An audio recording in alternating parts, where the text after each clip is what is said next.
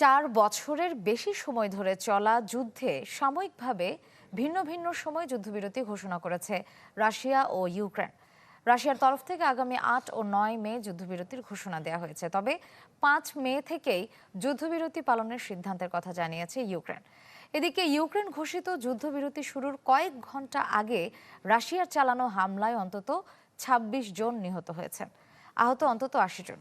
একযোগে দেশটির Kramatorsk, Zaporizhzhia ও চেরনিহিভে ভারী গ্লাইড বোমা হামলা চালায় মস্কো। এতে সবচেয়ে বেশি প্রাণহানি হয়েছে জাপোরিজ্জিয়ায়। হামলার নিন্দা জানিয়ে ইউক্রেনের প্রেসিডেন্ট ভলোদিমির জেলেনস্কি জানান, যুদ্ধবিরতির ঘোষণা দিয়ে ক্ষেপণাস্ত্র ও ড্রোন হামলা চালিয়ে চরম ভণ্ডামির পরিচয় দিয়েছে রাশিয়া।